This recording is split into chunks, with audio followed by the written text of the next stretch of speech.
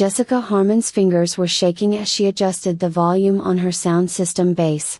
Heavy music was pulsing through her Chicago apartment, and the living room was sparkling with a warm glow of string lights. She'd meticulously arranged them earlier that afternoon. Every detail was perfect, from the carefully arranged cheese platters to the strategic placement of throw pillows on her modern sectional sofa. She murmured, "Perfect," and stepped back to survey her work.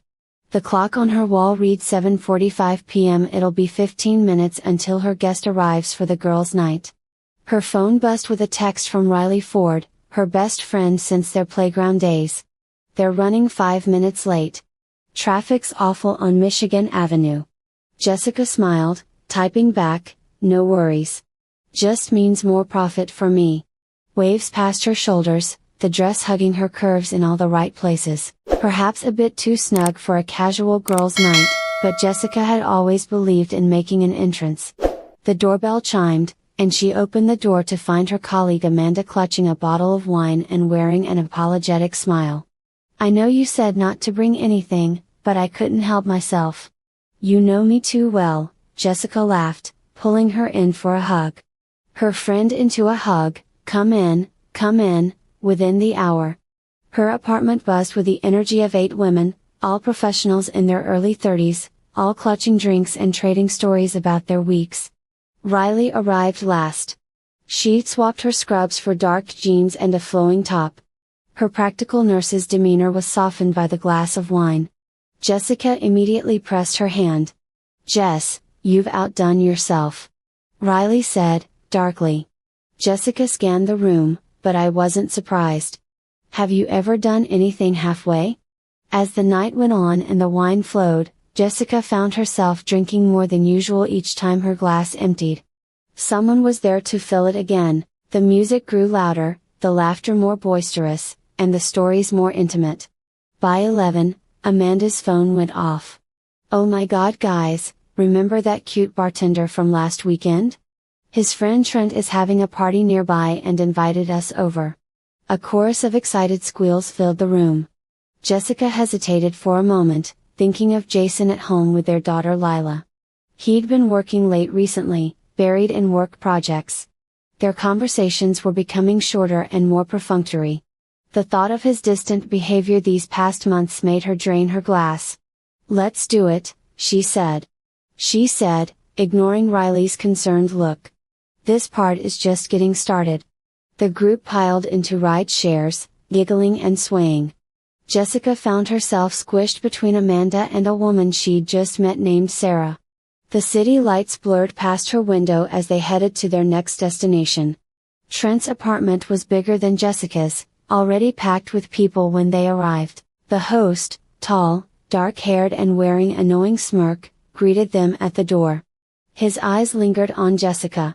"Ladies, welcome to the real party," he said, ushering them inside. "Drinks are in the kitchen, make yourselves at home." Riley grabbed Jessica's arm as they moved through the crowd. "Maybe we should call it a night? Jess, you've had quite a bit to drink." Jessica shrugged her off. "Don't be such a nurse. I'm fine. Besides, when's the last time we had this much fun?" She made her way to the kitchen, where she found Trent mixing drinks next to him. "Stands another man, Kyle," as he soon. He introduced himself with kind eyes and a smile that made Jessica's stomach flutter in a way it hadn't in months. "What's your poison?" Kyle asked, holding up a bottle of top-shelf vodka. "Surprise me," Jessica replied, leaning against the counter. She was aware of how her dress had ridden up slightly and how Kyle's eyes had noticed. The next hour passed in a blur of drinks and dancing. Jessica found herself gravitating toward Kyle, their bodies moving closer with each song. Trent hovered nearby, phone in hand. But she barely noticed him, all she could focus on was the warmth of Kyle's hands on her waist, the smell of his cologne, and the way he looked at her like she was the only woman in the room. "Want some air?" Kyle whispered in her ear after a particularly close dance. Jessica nodded and followed him down a hallway. They found themselves in a bedroom. The bass from the living room was now a distant thrum. Kyle closed the door, and Jessica's last coherent thought was that she should leave and think about Jason, should remember her wedding vows, but she didn't. The next morning, sunlight stabbed through Jessica's eyelids like needles. Her head pounded as consciousness crept back, bringing with it fragmented memories of the night before. She was in her own bed, though she had no clear recollection of getting home. Her phone showed 3 missed calls from Riley and a text, "Call me when you're up. We need to talk." Jessica's stomach churned as more memories surfaced: Kyle's hands, his lips, Trent's phone. They pointed her towards the bedroom, where she could hear the door closing. "Oh God," she whispered, rushing to the bathroom. After emptying her stomach, she stared at her reflection in the mirror. Her makeup was smeared, her hair was a tangled mess. The woman looking back at her seemed like a stranger. Her phone buzzed again. Riley was calling Jessica, but she let it go to voicemail, unable to face her friend's judgment just yet. Instead, she stepped into a scalding shower, trying to wash away the evidence of her choices. It was just a mistake. She told herself as she dried off that it was just a stupid drunken mistake. Jason never needs to know, but when she walked into their living room an hour later, her heart stopped. Her father, Thomas Harmon, sat on her couch, his broad shoulders rigid with tension. Her laptop was open on the coffee table in front of him. "Dad," she said, her voice small and childlike. "What are you doing here?" Thomas didn't look at her. His eyes remained fixed on the screen where a video was playing. She recognized the setting and the sounds. Jessica's voice, normally warm and protective, cut through the air like a blade. She sank into an armchair, her legs too weak to hold her on the screen. She watched herself with Kyle. The footage was grainy but unmistakable. Trent must have recorded them and sent it to someone. Now it was here in her home, playing before her father's eyes.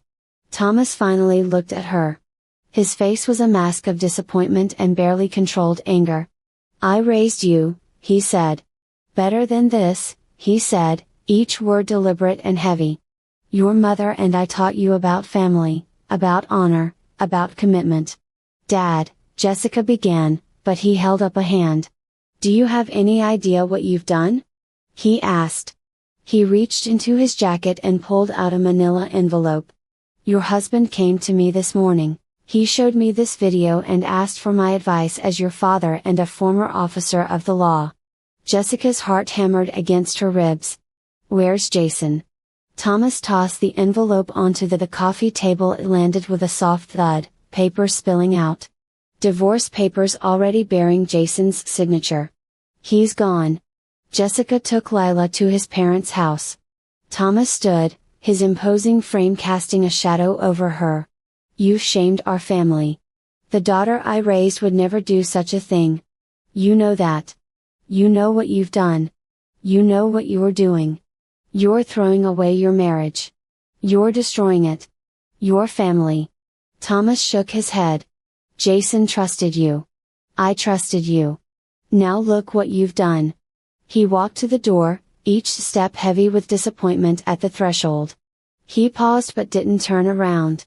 "Your mother can't even look at the phone right now, knowing you might call. Fix this, Jessica. If you can." The door closed behind him with a final click, leaving Jessica alone with her laptop, the divorce papers, and the wreckage of her choices. She collapsed onto the couch, sobs racking her body. The video had stopped playing, but she could still hear the sounds and see the look of disgust on her father's face. Her phone buzzed again. It was Riley calling for the 5th time, but Jessica couldn't move. In one night, she destroyed everything: her marriage, her family, her reputation. And somewhere out there, a video of her biggest mistake was circulating, ready to destroy what little she had left. The Copper Cup Cafe was buzzing with morning activity as Jessica slumped in a corner booth, her hands wrapped around an untouched cup of coffee. She was wrapped around an untouched cup of coffee. 3 days had passed since her father's visit. Each hour was marked by unanswered calls from Jason and silence from her family. Dark circles were shadowing her eyes. Her usual polished appearance was replaced by a hastily thrown-on sweater and jeans. Riley slid into the booth across from her, setting down her own coffee with a nurse's precision. Her dark eyes scanned Jessica's face, taking in signs of sleepless nights and endless crying. "You look like hell," Riley said. Jessica's laugh came out more like a sob as she cut to the chase. "Thank God you finally realized what you need to do. You need to face reality." Riley leaned forward. "Have you talked to Jason?" "I've tried everything. Texts, emails, I even went by his office yesterday. His assistant said he was in meetings all day. Can you blame him?" Riley's words were sharp but her tone gentle. "Just that video. What were you thinking?" Jessica's fingers tightened around her coffee cup. "I wasn't thinking," she said. "That's the problem. God, Riley, I've ruined everything. Jason, I can't even look at my parents. My own father can't even look at me.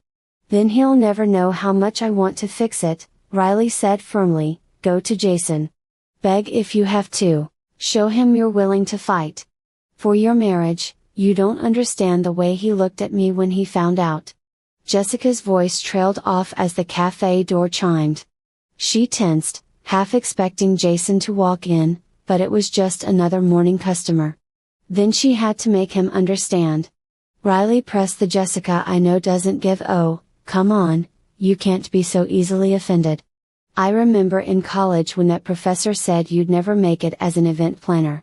Well, you proved him wrong, and you proved Jason wrong too." Jessica shook her head.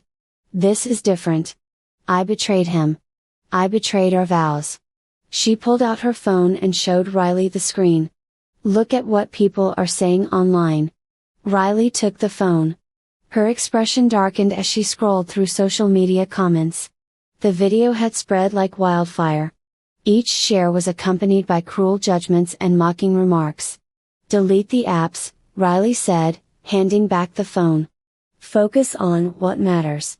ERS Jason and Lila Mason are involved now," Jessica whispered to Jason's friend, the lawyer.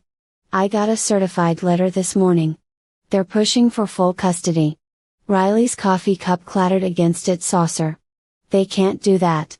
One mistake doesn't make you an unfit mother. One mistake caught on video," Jessica corrected bitterly. "One mistake that everyone's seen. Did you know my biggest client called yesterday? They canceled their holiday gala contract. They said they need someone more appropriate for their image." The cafe grew quieter as the morning rush died down. Jessica could feel other people's eyes on her. Patrons were stealing glances at her. Whispering behind their hands, her cheeks burned with shame. "I have to get to work," she said, standing abruptly. "Clara wants to see me this morning." Riley reached across the table, catching her wrist. "Call me after," she said. Jessica nodded, though they both knew it was a lie. The elevator ride to her office felt endless. Each ping marked another floor, bringing her closer to what she knew would be an uncomfortable conversation. Clara Reynolds had built Reynolds Events from nothing, turning it into Chicago's premier event planning agency through sheer determination and an unflinching commitment to perfection. Clara was ready to get to work. Jessica arrived and found her boss sitting at her desk, reading glasses on her nose as she looked over documents. Jessica sat down and waited for Clara to notice her. When she did, Clara's voice was neutral and professional. Jessica sat with her hands clasped in her lap, and the silence stretched between them until Clara finally removed her glasses and looked up. "I've had 3 calls this morning," Clara began. "From clients requesting different event planners for their projects. Do you want to know why?" "Clara, I can explain." "Can you?" Clara's perfectly manicured nails drummed against her desk. "Do you want to know why my top planner is suddenly the subject of a viral video? Why my phone is ringing with concerned clients?" Jessica's throat tightened. "I made a mistake. One terrible mistake. It won't happen again." "You're right about that." Clara pushed a folder across her desk. "Take a leave of absence. 2 months. Sort out your personal life away from the office. Please." Jessica leaned forward. "I need to work. I need something normal. Now." Normal. Clara is raising an eyebrow. There's nothing normal about this situation. Jessica, you've put me in an impossible position. Either you take the leave voluntarily or we'll have to discuss permanent solutions. The threat hung in the air between them. Jessica thought of her mortgage, lawyer fees, and the possibility of losing everything. You're right, she said finally, defeat heavy in her voice. I'll take the leave, walking back to her office to collect her things. Jessica could feel her colleague's eyes following her. Whispers ceased as she passed, only to resume once she was out of earshot. Her assistant Emma quickly minimized whatever was on her computer screen when Jessica entered. Jessica paused at her desk. I'm taking some time off. Can you forward any urgent emails to Clara? Emma wouldn't meet her eyes. Should I cancel your meetings for the next few weeks? Clara will handle it. She pulled out her phone and started typing an email. If she couldn't save her reputation through apologies, maybe she could rebuild it through action. A charity gala bigger than anything she planned before would show her community, her clients and, most importantly, Jason that she was more than one terrible mistake. Her phone buzzed with a text from Jason just as she finished the email. Mason's office tomorrow at 2. Divorce proceedings and custody arrangements. Don't be late. Jessica's hands shook as she read the message. This was her chance, possibly. This was her last chance to face Jason and fight for their marriage. She typed and deleted several responses before simply sending, I'll be there that night, alone in their half-empty apartment. Jessica spread her event planning materials across the dining room table. If she was going to redeem herself, she needed to make this gala perfect. Every detail had to show who she really was, not who that viral video portrayed her to be. Her phone lit up with another message, this time from an unknown number. The preview showed a screenshot from the video accompanied by a crude comment. She blocked the number and added it to the list of people who'd somehow found her contact info. She worked through the night, putting her pain and determination into the gala plans as dawn broke over Chicago. Finally, she allowed herself a moment of hope. Maybe she could fix this. First, though, she had to face Jason Mason's law office. It was on the 47th floor of a downtown high-rise. Jessica's heels clicked against the marble floor as she made her way to the reception desk. Each step echoed in the quiet space. Jessica Harmon from Mason Bradley, she told the receptionist, who seemed proud that her voice didn't shake, that they were expecting her in the conference room. She saw the receptionist's professional smile, but her eyes showed her true feelings. She walked down the hall to the third door on the right, where Jason was already waiting. He was sitting next to Mason at the long conference table. He didn't look up when she came in. His attention was fixed on the documents in front of him. The sight of his familiar profile and the way he absently ran his hand through his dark hair made her heart ache. Mrs. Harmon, Mason gestured to the chair across from them. Please sit down, Jessica said. She slid into the chair. Jessica sat down and kept her eyes on Jason's face. Jason, please can we talk just us? There's nothing to talk about. Jason's voice was cold and controlled. He finally looked at her, and Jessica flinched at the hardness in his eyes. Mason continued, we have a generous offer here. Mason began sliding documents across the table. Mr. Harmon is willing to provide substantial alimony despite the circumstances, however regarding custody of LLA no. Jessica's hands clenched into fists under the table. You can't take my daughter, given the evidence of your recent behavior. Mason continued smoothly. Given that Mr. Harmon has a stable job and family support, we believe that full custody is in Lila's best interests. Jessica pleaded with Jason, ignoring Mason completely. She's my baby too. You can't do this. I can't. Jason's calm facade cracked slightly, anger bleeding through. It was like he couldn't help betraying our marriage or humiliating her in front of everyone they knew. He said, I made a mistake. I made a mistake. A mistake is forgetting an anniversary. A mistake is burning dinner. You made a choice, Jessica. You made multiple choices. You chose to drink too. Much chose to go to that party. He chose to cut himself off, jaw clenching. Jessica said desperately, "I'm planning a charity gala. I want to show everyone I'm not that person. I want to prove I can be better. Please just give me a chance. I'll go to another party." Jason stood abruptly, his chair scraping against the floor. "That's your solution? It's the same thing that got us here in the first place," he said.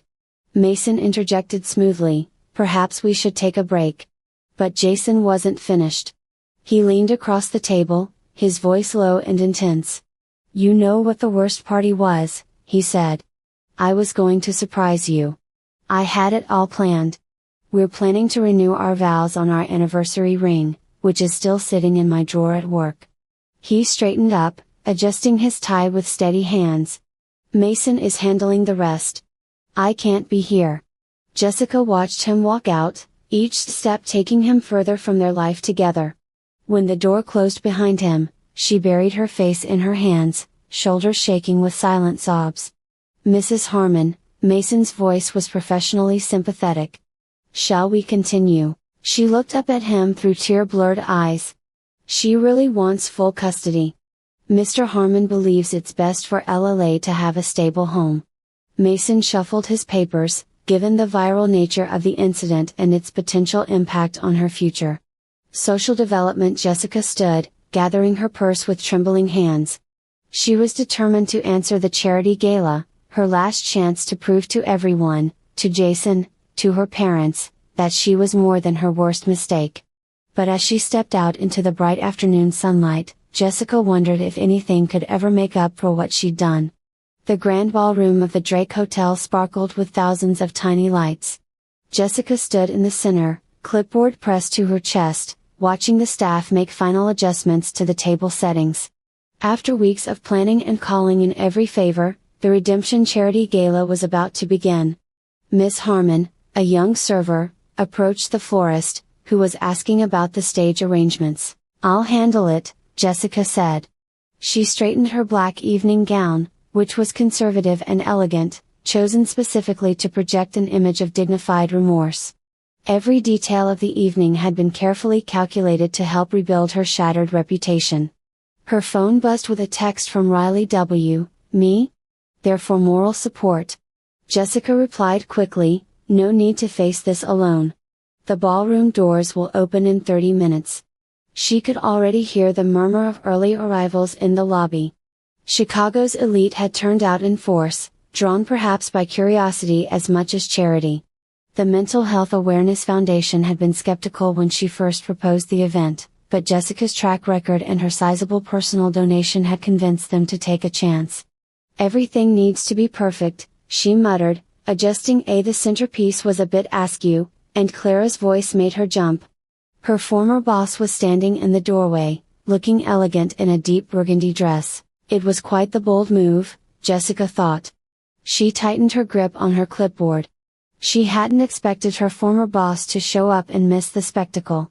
Clara moved closer, her heels clicking against the marble floor. The pariah attempt at redemption was all anyone was talking about. It wasn't about redemption, Jessica said, though they both knew it was a lie. It was about raising awareness for mental health. Clara's laugh was sharp. "Of course it is. Well, good luck. You'll need it." As Clara walked away, Jessica caught snippets of whispered conversations from the staff. Her cheeks burned, but she held her head high. She'd endured weeks of this. The whispers. The stares. The not-so-subtle phone recordings. Whenever she went out in public tonight, it would change everything. The guests began arriving. Jessica stood near the entrance, greeting each one with a practiced smile. Many avoided her eyes. Some they all came, despite the high ticket price. There was quite a turnout. Jessica turned to find Mason Bradley, Jason's lawyer, adjusting his bow tie. "Jason sends his regrets, he's busy with Lila tonight." The casual mention of her daughter felt like a knife to the heart. "Is she doing okay? Is she adjusting?" Mason's smile was all teeth. "Children are resilient. She hardly asks about you anymore." Jessica swallowed hard, maintaining her composure. Her composure was admirable. "Excuse me, I need to check on dinner service." The evening went well, with cocktails and dinner. Jessica worked hard in the room, making sure every detail was perfect. Finally, it was time for her speech. She approached the podium, hands trembling slightly as she adjusted the microphone. "Good evening, everyone. Thank you all for coming tonight to support such an important cause." The crowd fell silent, all eyes fixed on her. Jessica took a deep breath and continued. "Our mental health affects all of us. It affects our choices, our mistakes, and our struggles to find our way back from rock bottom. These are universal human experiences." She stood before them that night not just as an event planner or a fundraiser, but as someone who had faced their own demons. She noticed someone near the back of the room had stood up, a phone held high. Then another, and another. Many of them knew her story. Jessica pressed on, her voice wavering slightly. Many of them had seen the first phone start playing the video, the familiar sounds, and they knew what it meant. She saw the first phone start playing the video. The familiar sounds echoed through the ballroom, amplified by other phones joining in. Jessica froze at the podium, the blood draining from her face as her moment of indiscretion played out from multiple devices. Laughter rippled through the crowd. Not everyone. Some guests looked away in embarrassment or pity, but enough. More than enough. "Please." Jessica's voice cracked. "This event isn't about me. It's about helping people who help themselves first." This prompted more laughter, and Jessica, gripping the podium, could see her own knuckles were white. The room seemed to spin around her as the videos continued playing, broadcasting her shame from every corner. She caught glimpses of familiar faces, including Clara watching with calculated interest and Mason, who was recording everything on his own phone, probably for use in the custody battle. As she tried to continue, she found she couldn't. Abandoning her prepared speech, Jessica fled the stage, nearly tripping in her haste. She made it to the hotel lobby. She collapsed onto a plush bench in the lobby, burying her face in her hands and shaking with silent sobs. Jessica looked up to find Jason standing there. He was wearing the charcoal suit she'd bought him for Christmas. It made him look like a CEO, not a software engineer. "What are you doing here?" she whispered. Mason had called and said she should see this. Jason's voice was flat. He was right. Jessica wiped her eyes and smudged her expensive makeup. Her cheeks came to watch me fall apart completely. "I came to tell you in person." Jason sat beside her, maintaining a careful distance. "The custody hearing is next week.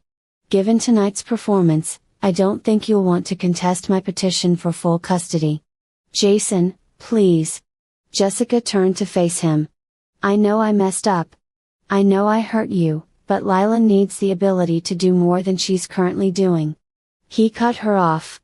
"I'm a parent who won't humiliate her at school when that video inevitably surfaces again. Do you want her to face that? Watch her classmates mock her mother. I'm still her mother. Are you?" Jason's calm facade cracked slightly. "The mother I married would never have done this. She would never have thrown away everything we built for one drunk night with a stranger." Jessica flinched at his words. "I can change. I can be better. Please just give me another chance."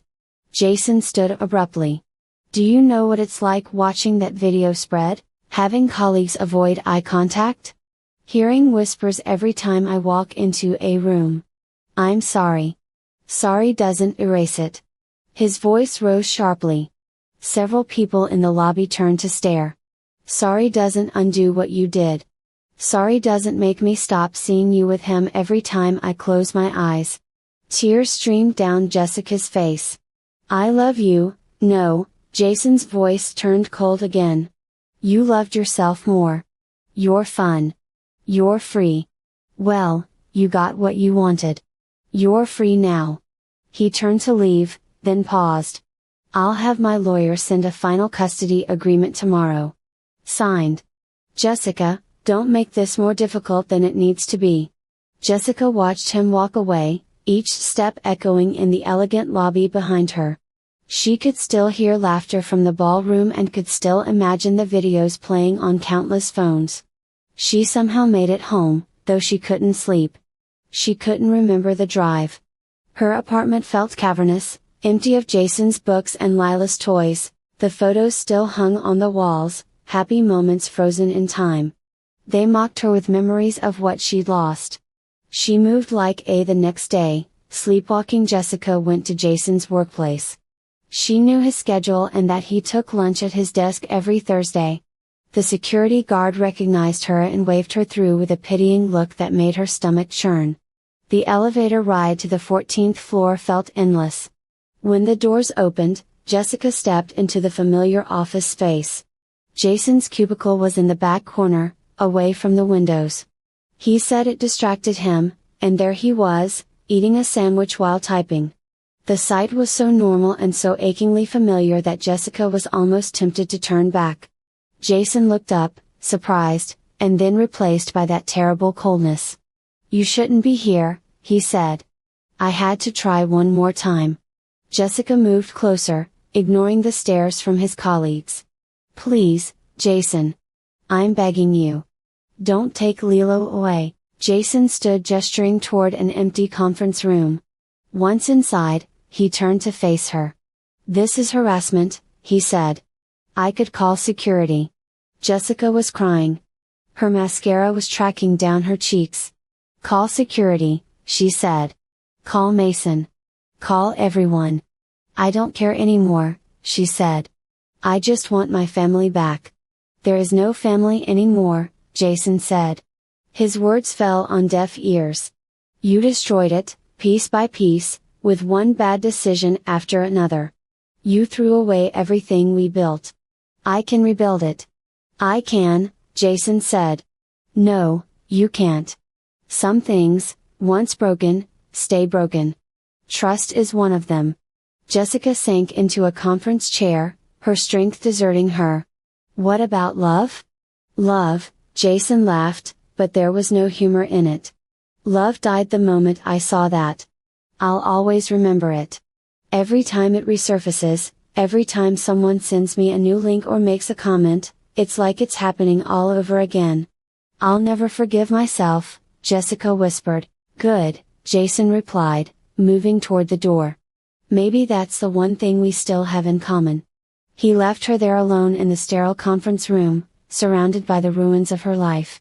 3 months later, Jessica sat cross. She was lying on her living room floor, surrounded by moving boxes. She'd finally decided to sell the apartment. There were too many memories and too many ghosts haunting every room. There was a stack of mail beside her, mostly bills and advertisements, but one envelope stood out. It was a postcard from the Chicago Zoo, with the logo bright against the white paper. Jessica turned it over. The photo showed Jason and LLA, both smiling and feeding giraffes. LLA was wearing the princess dress Jessica had bought for her last birthday. She looked happy and carefree, unaware of the adult complications that had torn her world apart. There was no message with the photo, but it said everything. This was Jason's way of showing her that LLA was okay, that life went on, and that some things worked better broken than badly repaired. Jessica carefully placed the postcard on her mantelpiece, propping it up against a family photo from happier times. It was propped up against a family photo from happier times. Then she picked up her phone and dialed a number she'd been avoiding, the support group hotline. A warm voice answered. "How can we help?" she said softly. "My name is Jessica. I need to learn how to live with what I've done." The voice on the other end was kind and free of judgment. They talked for an hour. Jessica shared her story. She received neither condemnation nor absolution. She just got understanding and a path forward. When she hung up, Jessica looked around her. She was going to be busy tomorrow, with a packed day ahead. She had her first support group meeting next week, and she was going to start looking for a new job, probably in a new city. She thought that maybe one day she would learn to forgive herself, but for now she had to focus on becoming someone worthy of her daughter's love. She wanted to be someone who could look in the mirror without flinching, and someone who understood that some mistakes can't be fixed, but you can live with them and learn from them. The postcard watched over her as she packed. Lila was a reminder of everything she'd lost, and everything she still had to live for. Jessica Harmon's fingers were shaking as she adjusted the volume on her sound system bass. Heavy music was pulsing through her Chicago apartment, and the living room was sparkling with a warm glow of string lights. She'd meticulously arranged them earlier that afternoon. Every detail was perfect, from the carefully arranged cheese platters to the strategic placement of throw pillows on her modern sectional sofa. She murmured, "Perfect," and stepped back to survey her work.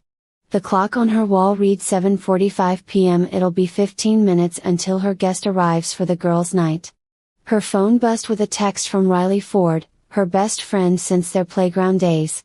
"They're running 5 minutes late. Traffic's awful on Michigan Avenue." Jessica smiled, typing back, "No worries. Just means more profit for me." Waves passed her shoulders, the dress hugging her curves in all the right places.